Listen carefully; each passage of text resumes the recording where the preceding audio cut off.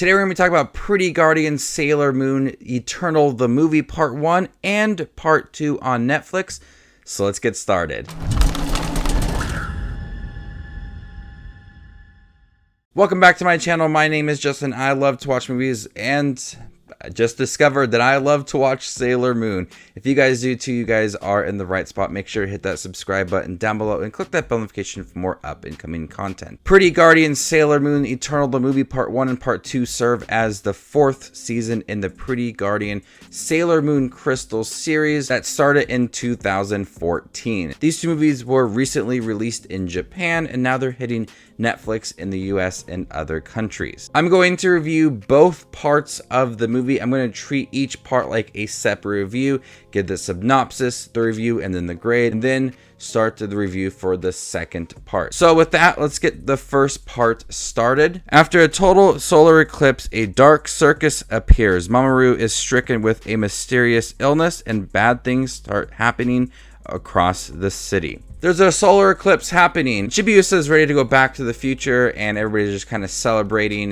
this solar eclipse, but this dark circus comes and really separates the group. The mysterious group called the Dead Moon Circus appears in Juban and they scatter nightmare incarnations called lemurs across the world, and their goal is to obtain the legendary silver crystal and rule the earth and the moon. There's a Pegasus named Helios that is also a young boy Chibiusa is drawn to, and he's looking for a maiden that can destroy the Dead Moon Circus, and Chibiusa thinks that is her, but we learn otherwise in the film. This movie really separates the Guardians a lot, and it really feels like a huge setup for the second movie. Throughout the movie, the different Guardians are experiencing nightmares. Throughout the movie, the Guardians are experiencing different nightmares. They're separated, and that goal is to separate these characters so they could obtain the legendary silver crystal. I think by scattering the group, you get an understanding of a lot of these solo characters. Like I said in my review for the Pretty Guardian Sailor Moon Crystal series, is that I enjoy a lot of the characters like Sailor Mars and Venus and Mercury. I enjoy them. I really like them as characters. But I felt like up until the 3rd season, we didn't really get to have a lot of solo episodes dedicated to them. But with this movie, which is fairly short, about an hour and 21 minutes, with those scattered moments, you get to see them separately and some of their dreams and what they want to accomplish, and also their nightmares as well. And so we get a better understanding of who they are, and it really adds a nice touch to these characters, despite, you know, only some of these scenes being fairly short, because you got to go through all these characters and the Dead Moon Circus putting these nightmares out there. And so I really liked some of the moments that felt, so I like some of the moments that really just focused on some of these characters. The movie started off fairly quickly with this eclipse and Chibiusa ready to go back to the future, and Mamoru and Usagi, and that relationship still feels like it's from the series as well, and everything just really feels like it's from that series. The transformation into Sailor Moon and Sailor Mercury and using the powers, it definitely does feel like a theater experience, a big movie.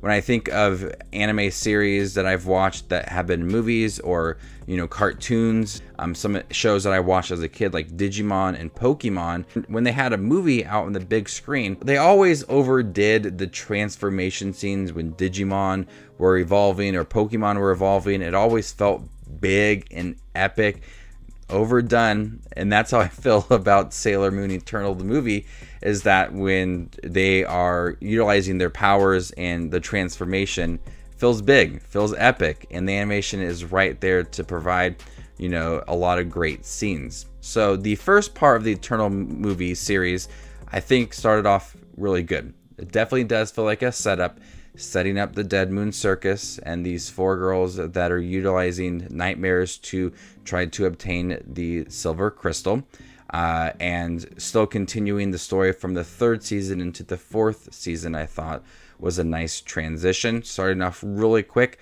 has that really nice pacing. So with this first part, I'm gonna go ahead and give it a B. Then we lead into the second movie. While under the care of the Outer Sailor Guardians, Houtaro begins to age rapidly.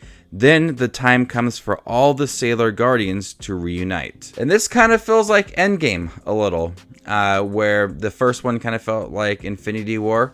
Had that really nice setup, bringing some of the characters together. But the real big threat is in the second movie, and all of the characters must come together. The movie starts off pretty good, where we have Sailor Pluto, Uranus, Neptune, and Saturn all living a normal life. If you remember what happened at the end of the third season, they gave up their powers so they can live a normal life. It starts off that way, and I really like seeing a look into just their average normal life, because these are some characters that were strong in the third season, and we got to have a better understanding of them and really feel connected to them. And so it starts off this way, but they have this vision of a prince and princess, Sailor Moon and Mamoru, and so they see that there is this threat and they want to help out, but they just can't. Fate has it, they end up helping them out as well. So they have the 10 Sailor Guardians that all come together while trying to defeat the Queen of the Dead Moon. Helios is using his last ounce of strength to save Earth. Usagi is getting drawn into the nightmares, but we have a huge character development for Mamoru, Tuxedo Mask, and some of his abilities and his strong heart that is helping Usagi. So this one feels like a big climax scene all within one movie, getting the whole group together, making sure that every single Sailor Guardian gets a moment to transform. That took up a lot of the movie, to be honest, but I was there for every single scene.